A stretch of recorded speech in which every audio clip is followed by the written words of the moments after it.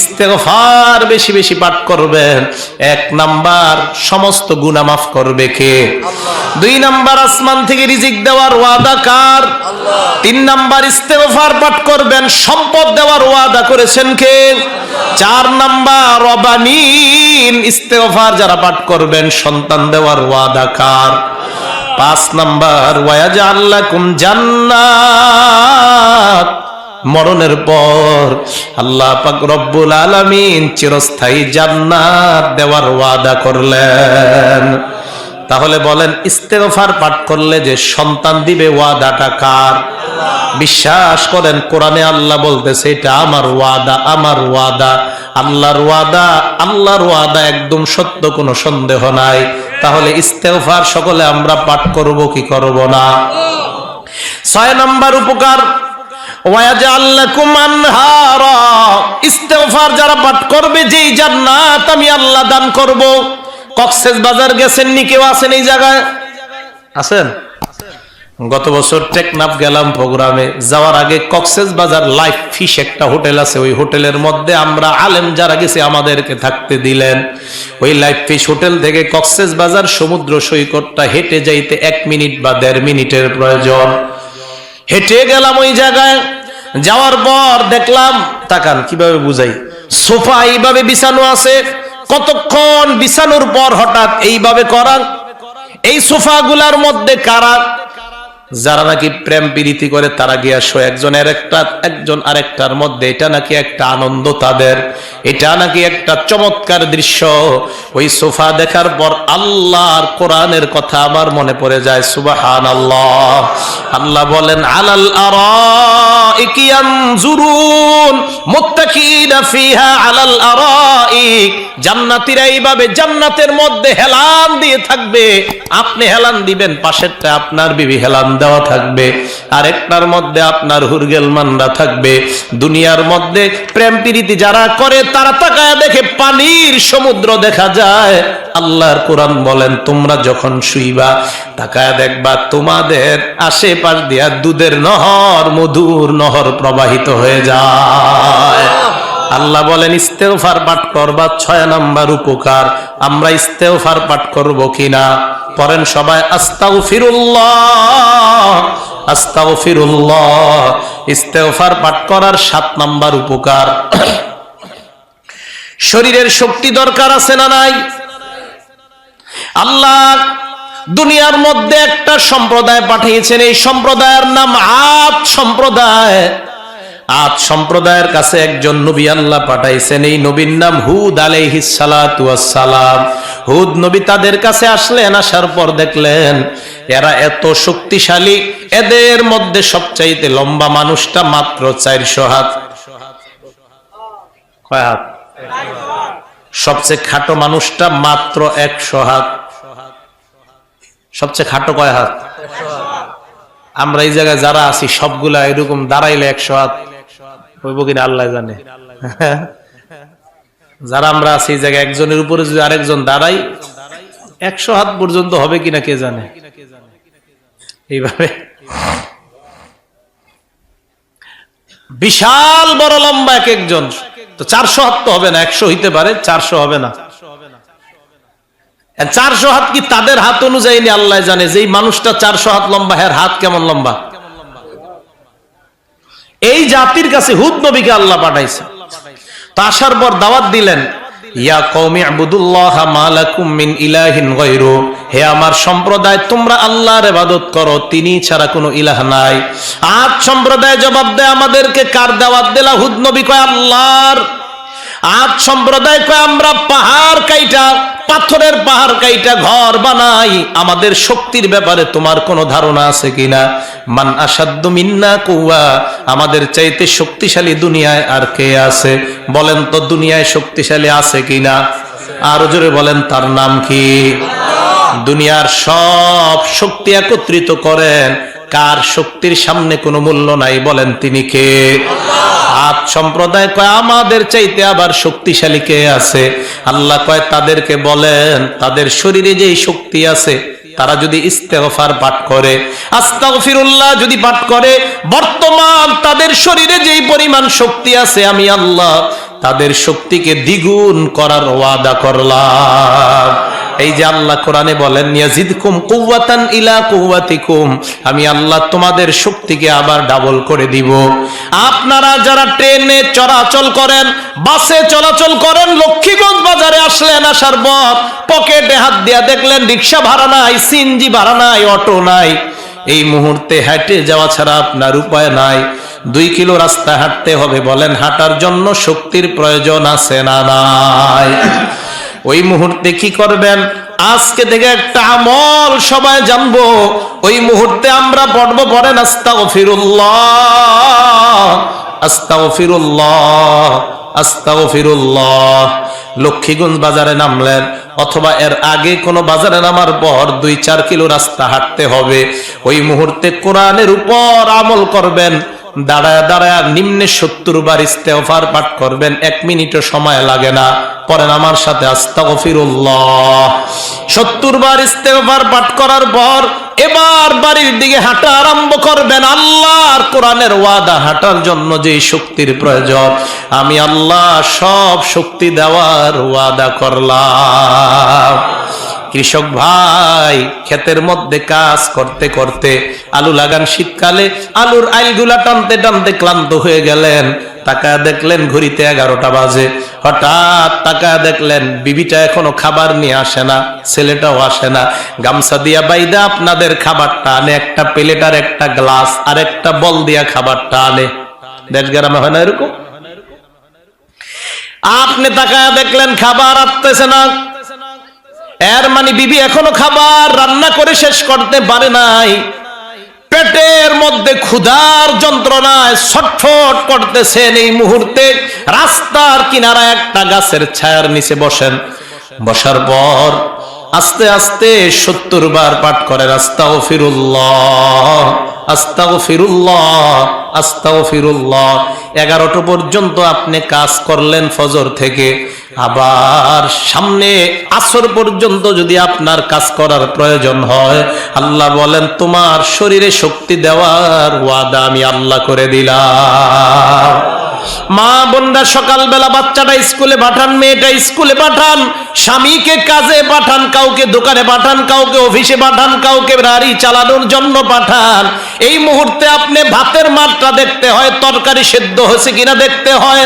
ওই মুহূর্তে শাশুড়ি ডাক দেয়, শ্বশুর ডাক দেয়। কাজ করতে করতে 11টা 12টা, আবার সন্তানের কাপড়গুলা ধোয়া লাগে। কাজ করতে করতে 1টা বেজে যায়। আপনার শরীরের শক্তি খরচ হয় কি হয় না? ওই মুহূর্তে মা বোনরা মোবাইলটার মধ্যে ফেসবুক, ইন্টারনেট, ভিডিও আর টেলিভিশনটা চালু না কইরা আপনি ওই মুহূর্তে কিছুটা সময় চুপচাপ থাকেন আর পড়েন আস্তাগফিরুল্লাহ। পড়েন আমার সাথে আস্তাগফিরুল্লাহ। নিম্নে 70 বার পাঠ করবেন। এই যে আপনি জোহর পর্যন্ত কাজ করলেন, আসর আর মাগরিব পর্যন্ত কাজ করার শক্তি আবার আল্লাহ আপনাকে দিয়ে দিবেন। কোরআন বলছে, সত্যি কথা কোরআন বলতেছে। ছাত্র ভাইয়েরা পড়তে পড়তে এসএসসি পরীক্ষা দিবে, বাংলা সাবজেক্টটা পড়তে পড়তে ক্লান্ত হয়ে গেছে, ইংলিশ পড়বে। তো খুব খারাপ লাগতেছে ছেলেটার। এই ইংলিশ সাবজেক্টটা খোলার আগে আপনি বাস পড়েন 70 বার আস্তাগফিরুল্লাহ আস্তাগফিরুল্লাহ। এর মানে আপনি শরীরে এনার্জি আনতেছেন, এনার্জি। বাংলা পড়তে পড়তে আপনার এনার্জি শেষ, এবার ইংলিশ পড়ার জন্য এনার্জি প্রয়োজন। মাদ্রাসার ছাত্র ভাইয়েরা এক কিতাব তাকরার করাইতে করাইতে মুকাররির সাহেবের অবস্থা বড় খারাপ। একটা তাকরার করানোর পর 1 মিনিটের জন্য বিরতি দেন, সবাই ইস্তেগফার পাঠ করেন। পাঠ করার পর আবার যখন ইংলিশ সাবজেক্টটা ধরবেন, তাকরা করার জন্য আরেকটা কিতাব আপনি শুরু করবেন। আল্লাহর কসম, কোরআন বিশ্বাস করেন, আপনার শরীরে আল্লাহ শক্তি দান করে দিবেন। এই জন্য ইস্তেগফার সকলে পাঠ করা দরকার আছে না নাই? আল্লাহর নবীর আগে কোনো গুনাহ নাই, পরে কোনো গুনাহ নাই। এই নবী বলেন ইন্নাহু লা ইউগালু আলা কলবি, আমার অন্তরে মাঝে মাঝে গুনে ধরে। কে ধরে? নবীজি বলেন আমার অন্তরে গুনে ধরে, অলসতা আসে। আসলে তো আসে না, নবী আম করে বুঝায়। নবীজি বলেন অলসতা দূর করার জন্য লা আস্তাগফিরুল্লাহ ফিল ইয়াউমি মিআতা মাররা, আমি ডেইলি আল্লাহর দরবারে 100 বার ইস্তেগফার পাঠ করি। কয়বার? আর জোরে বলেন কয়বার? সবাই দুই হাত উপরে তোলেন, আবার নামান, আবার উপরে উঠান, আবার নামান। ঘুম চইলা গেছে, এবার বলেন নবী কয়বার ইস্তেগফার পড়তেন? আর জোরে বলেন কয়বার? যেহেতু আমগো এত গুনাহ নাই, সেহেতু আমগো এত পড়া দরকার নাই। কি বলেন? আবু হুরায়রা রাদিয়াল্লাহু তাআলা আনহু বলেন, আমি প্রতিদিন হাজার হাজার হাদিসের কাজ করতাম, এই কাজ করার পরেও 12,000 বার ইস্তেগফার পাঠ করতাম। কয় হাজার বার? 12,000 ইস্তেগফার পাঠ করতাম আবু হুরায়রা। হযরত হুযায়ফা রাদিয়াল্লাহু তাআলা আনহু বলেন, কানা ফি লিসানি যারাবুন আলা আহলি, আমার মেজাজটা মাঝে মাঝে আমার বিবির উপর খারাপ হয়ে যায়, আমার ছেলের উপর মেজাজটা খারাপ হয়ে যায়।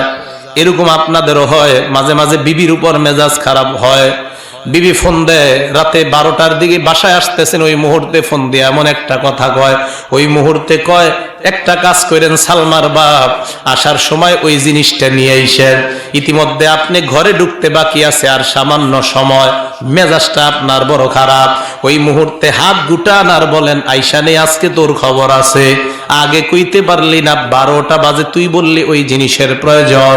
হযরত হুযায়ফা বলেন, আল্লাহর নবীর কাছে আমি গেলাম, যাওয়ার পর বললাম, ইয়া রাসূলুল্লাহ, আমার জবানের অবস্থা এমন, মাঝে মাঝে আমার মেজাজ খারাপ হয়, আমার বিবির উপর মেজাজ খারাপ হয়ে যায়, আমার সন্তানের উপর আমার মেজাজ খারাপ হয়ে যায়। ইয়া রাসূলুল্লাহ, ওই মুহূর্তে আমি কি করতে পারি? আল্লাহর নবী ঔষধ শিখায়া দিলেন, তাস্তাগফিরুল্লাহ 70 মাররা, তুমি 70 বার ইস্তেগফার পাঠ করবা, এরপর বিবিকে শাসন করবা, সন্তানকে শাসন করবা। এই শাসনের মধ্যে আল্লাহ ভরপুর বরকত দান করে দিবে। এই জন্য আমাদের মেজাজ যখন খারাপ হয়, বিবির কাছে যাওয়ার আগে কয়বার ইস্তেগফার পাঠ করব? সকলে বলেন।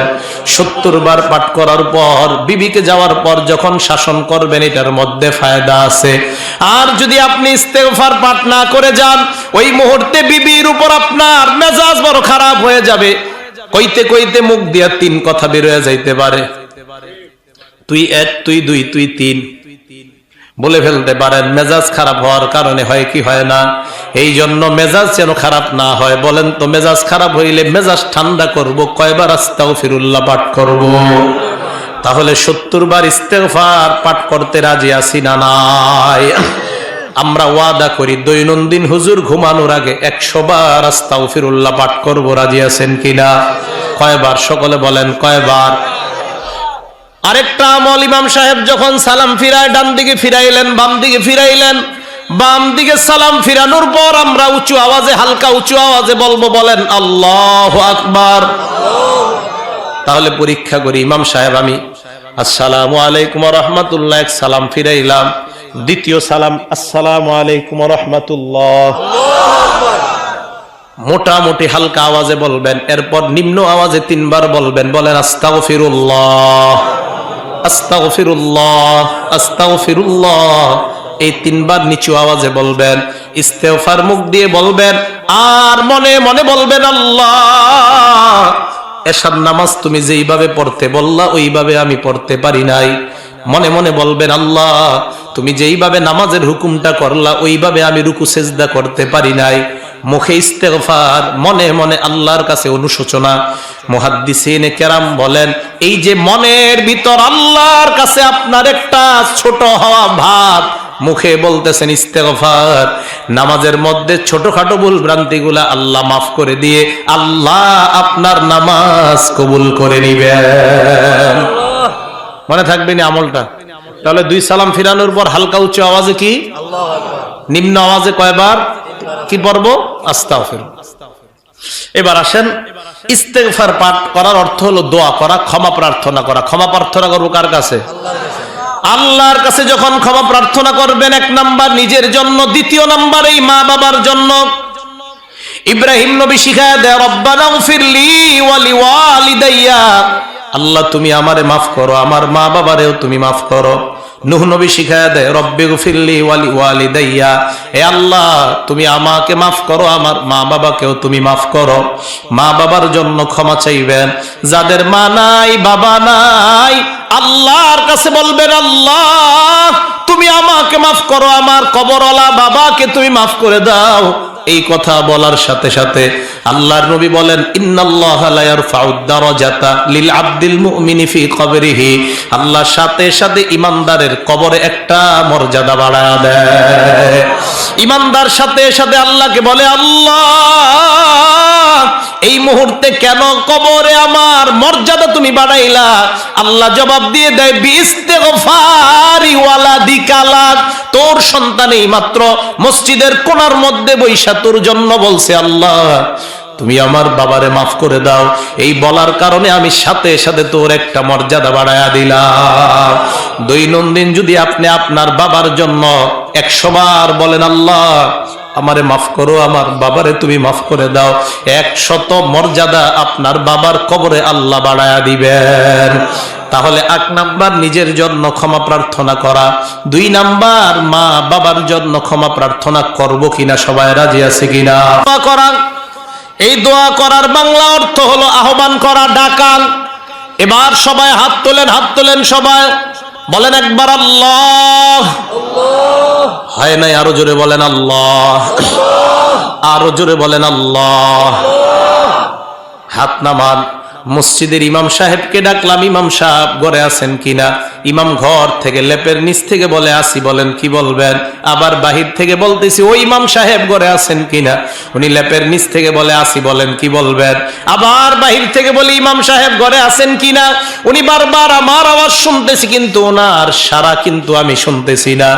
এবার উনি ঘরের দরজায় এসে কয় হে মিয়া, আমি না বারবার বলতেছি আমি আপনার কথা শুনতেছি, বলেন কি বলবেন? বুঝাইতে চাইলাম অনেক সময় আমরা দুনিয়ার মানুষকে ডাক দেই কিন্তু ওই মানুষ সারা দিলে আমরা অনেক সময় শুনি না, এমন হয় কি হয় না? আপনার বাবাকে আপনি বিলের মধ্যে গেলেন, ডাক দিলেন আব্বা, দেখেন শুনে না। আবার আরেকটু কাছে গিয়ে বললেন আব্বা, আপনার বাপে কয় কি বলবি বল, কিন্তু বাপের সারাটা আপনার কানে আসে নাই, এরকম হয় কি হয় না? আসেন এবার বলেন তো আমরা কারে ডাক দিলাম? আরো জোরে বলেন কাকে ডাক দিলাম? এ মা বোনরা, এইভাবে আল্লাহরে যখন ডাক দিবেন, আপনারা যারা আমরা যখন আল্লাহকে ডাক দিব, আল্লাহ বলেন তুই মুখে বললি আল্লাহ, না না তুই মুখে বললি না। জিহ্বায় তুই বললি আল্লাহ, না না জিহ্বায় তুই বললি না, মুখেও তুই বললি না, মনে মনে বললি আল্লাহ। আমি আল্লাহর সাথে সাথে বলি বল তুই কি বলবি? সাথে সাথে আমি আল্লাহ তোর ডাকে সাড়া দিয়ে দেই। অন্তরে অন্তরে আমি আল্লাহকে যখন তুমি ডাকো তখনও সাড়া দেই, জিহ্বা দিয়ে ডাকো তখনও সাড়া দেই, মুখটা খুইলা যখন ডাকো তখনও আমি আল্লাহ বলি উদউনি আস্তাজিব লাকুম, আমাকে ডাকো আমি আল্লাহ তোমাদের ডাকে সাড়া দেওয়ার ওয়াদা করলাম। সাহাবারা প্রশ্ন করলেন আইনা রব্বুনা ইয়া রাসূলুল্লাহ, হে আল্লাহর নবী আমাদের রব আল্লাহ কোথায়? সাহাবারা এই প্রশ্ন করার পর আল্লাহর নবীকে আল্লাহ জানায়া দিলেন ওয়া ইযা সালাকা ইবাদি আন্নী ফাইন্নী করিব। হে নবী আমার সাহাবারা, আপনার সাহাবারা প্রশ্ন করে আল্লাহ কোথায়, আপনি তাদেরকে জানায়া দেন আমি আল্লাহ তাদের নিকটে আছি। সুবহানাল্লাহ।